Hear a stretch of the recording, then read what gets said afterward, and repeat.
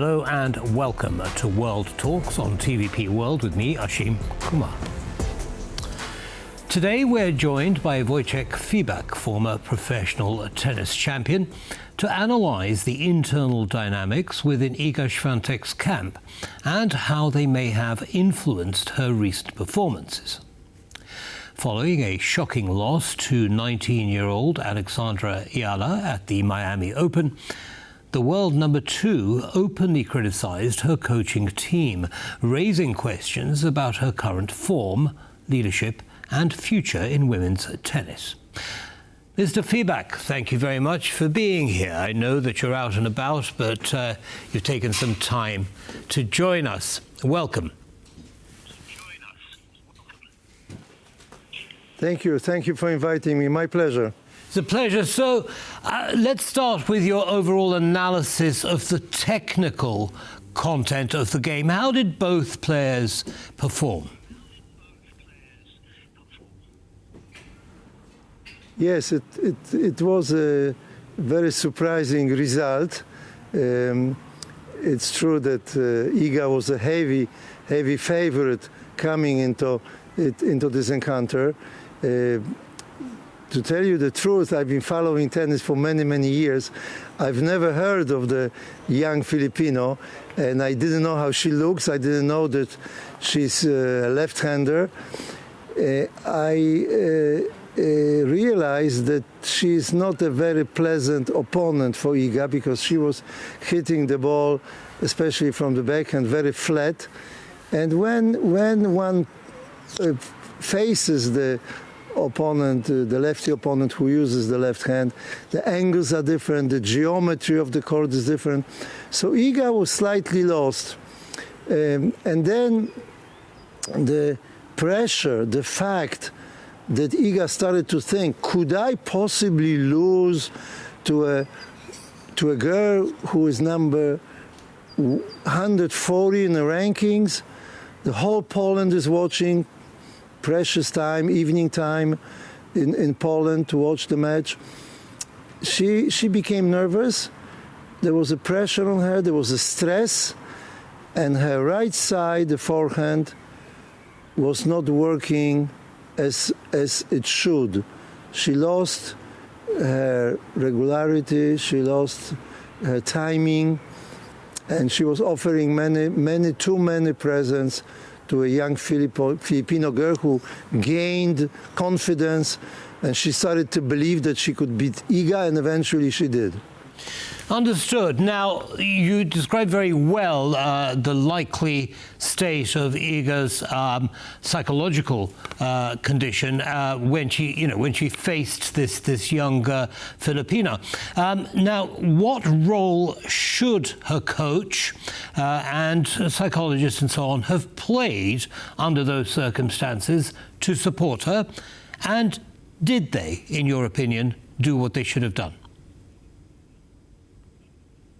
Well, they've done their best. I also understand that since Iga became nervous and she had a stress, a certain fear which arose in her head of losing to number 140, in the same way reacted her box. If she was playing Jessica Pegula, for example, or Rybakina or Andreeva, the box wouldn't react as nervously. But they felt that this is not possible. So they wanted to motivate Iga, they wanted to help her out, they wanted to give her more confidence, and were more lively. The box was more lively. They were moving, they were talking a little bit more. I understand them. They wanted to help Iga out. They did their best. Yes, but I mean, she didn't take very well to it. She said to Canal Sport later on that she didn't need step-by-step instructions, and it seems to have had the opposite effect on her when she went back on the court. Would you agree? I think the role of the coach is exaggerated by the media, by the public opinion, especially in women's tennis, But even in men's tennis nowadays, what could the coach do if all the girls, 99% of the girls, they play the same way? They hit the ball. There's not much maneuver, much tactical strategy to say one should serve and volley, one should return and volley, use more slice. No, all the girls play similarly. They hit the ball very hard from the backhand and from the forehand. There's maybe one in 100, one like Karolina Muchova. She's capable of using the technique, the drop shot, the slice, attacking. So the coach could possibly tell her attack more. But with the other girls, they play the same way. It's a question of the timing, of confidence, of mistakes, being committed. Iga just got truly nervous, and she was very stressful at the end of the match. And she made a lot of mistakes from the forehand side, and the other girl just didn't miss. There was a chance that the other girl would start to say, oh my God, can I beat number one, number two in the world? And she would possibly, as we say, get really nervous. But she didn't. She showed a lot of class, a lot of confidence at the very end. She's young. She's only 18. Some other girls would panic, possibly panic. Iga was slightly counting on it. Yes. That this pressure could come on her young opponent from Philippines. Yes, Mr. Fibak, though, we've only got a couple of minutes. I mean, obviously, or most likely, Iga will face this lady again, Alexandra Eala. How should she prepare herself for their next meeting? Well, if she would face the young Filipino again in the tournament, I would say the score would be 6-3, 6-2 for Iga. And I was thinking, watching the second set last night, that Iga would win eventually 6-4 or 7-5.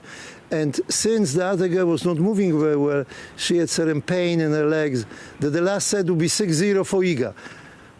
To me, Iga is always a favorite when she comes to a tournament. She is now the best player in the world. So I'm, of course, Polish. I'm not objective, but I believe in that. And it was an accident. But one has to give credit to the Filipino girls that she was fighting very much. She didn't make many mistakes.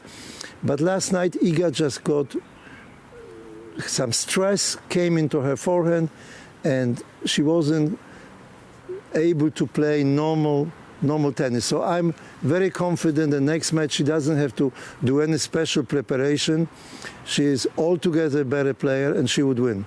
Understood. And now the French Open, of course, is coming up in May. How do you expect Iga to perform there? I mean, she hasn't won a match in 2025 thus far. There are other players snapping at her heels. Is she going to recover her glory in the French Open? Yes, she hasn't won a tournament in 25 years. I believe in Iga. She's coming into it's her ground, the clay, the red clay. There's a tournament in Stuttgart, Madrid, Rome, and Paris. Stuttgart and Madrid. Stuttgart is indoors, it's a bit faster. Madrid is altitude, 600 meters. Rome is perfect for Iga. She has more time to prepare her forehand stroke, the topspin stroke. And for me, she's a favorite coming into Paris, and I believe in her that she would win the title again. And I believe in Iga, and I think we don't have much to worry about. She's fine. She's still the fastest player on the court. Nobody moves as quickly as she does. She has the best backhand in the world, and she has a very tough mental strength. Right. Last night it didn't work because of the forehand, so she panicked. But normally her mental preparation and she was born like that. She's very strong mentally, and that's a difference to other girls. So understood. I'm not afraid. I'm confident, and I believe in Iga, especially on clay. When Wimbledon comes, then we will have another conversation. I look forward to that, Mr. Fibak. In the meantime, thank you so much for your analysis, and have a good day. Thank you for inviting me. Thank you. Bye-bye now. And that's all from us here on World Talks. For the moment, goodbye.